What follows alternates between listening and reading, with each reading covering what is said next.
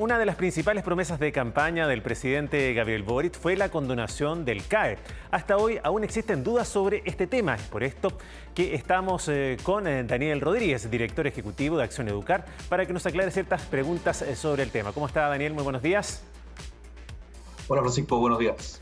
Daniel, comencemos quizás por lo primero.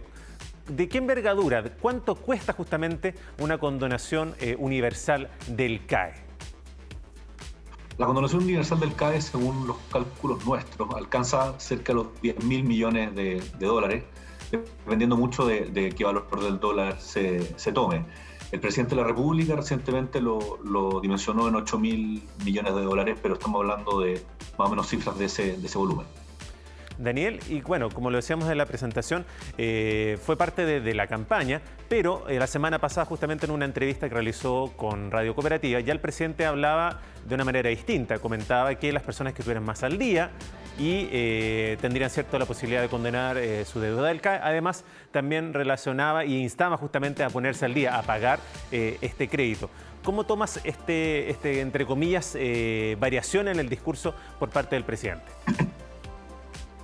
Mira, faltan detalles para poder sacar conclusiones definitivas, pero el giro que ha dado el presidente es positivo, porque en primer lugar, al vincular la condonación del CAE con la reforma tributaria, que también fue una de las cosas que dijo, lo que está haciendo es decir, el país no cuenta con los recursos hoy para una condonación universal y por lo tanto es necesario levantarlos, es necesario crear esos recursos. ¿Qué implica eso? Que va a dejarse otras cosas sin hacer, otros compromisos de campaña sin cumplir o otros compromisos sociales sin realizar y por lo tanto es importante que eso se balancee. Lo segundo que dijo el presidente en dirección a lo que tú mencionas es que es importante que dijo las deudas no son todas iguales y en ese punto el presidente tiene mucha razón porque la cartera de deudores, es decir, las personas que deben algún monto por efecto del crédito con aval del Estado, están en situaciones tremendamente distintas. Si bien la deuda promedio es de 6,8 millones de pesos, hay personas que deben sobre los 21 millones de pesos. Si bien la cuota promedio es de cerca de 45.000 pesos mensuales, hay personas que pagan sobre los 150.000. Y por lo tanto, cuando el presidente dice no todas las deudas son iguales, en realidad está diciendo no todos los deudores son iguales. Y que por lo tanto la universalidad de la condonación, es decir, pensar en que condonar a todos es la mejor política, no es lo que el presidente está hoy día planteando y parece en la dirección correcta. Y lo tercero, que es clave, que él dice que hay que buscar formas de incentivar el pago, la restitución de los recursos. Ahí el presidente apunta al corazón del problema, porque es más o menos claro, y fue así también en la campaña, que el reemplazo del CAE, que es el foco más importante, con qué vamos a ayudar a financiar los estudios de las 320.000 personas que hoy día estudian con CAE, va a ser otra forma de crédito. Y por lo tanto es muy importante que desde el Ejecutivo se dé la señal de política pública de que es necesario seguir, para quienes contrayeron esta deuda, seguir restituyendo los recursos. Focalizar entonces sería quizás el esquema, y si es así, Daniel, ¿quiénes tú crees deberían ser justamente los primeros, entre comillas, beneficiados justamente con la condonación del CAE? Quizás también aquellos que han desertado de las carreras o netamente los que tienen mayor nivel de deuda. El CAE tenía como objetivo el acceso y la terminación y la consecución de una carrera en educación superior. Y por lo tanto, quienes no lograron ese objetivo, es decir, quienes tuvieron que desertar o abandonaron sus carreras, son, a mi modo de ver, quienes debieran ser priorizados específicamente en la política de condonación.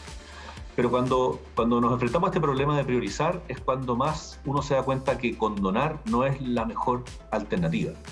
Que lo más lógico es, como se ha propuesto tanto por la presidenta Bachelet como también por el presidente Piñera, es una reprogramación que involucre, luego del pago, por ejemplo, de 180 cuotas, una condonación de la deuda remanente. De manera que esta política que aborde el problema del CAE sea justa tanto para los que han pagado ya casi todo, como también a los que no pudieron titularse y están.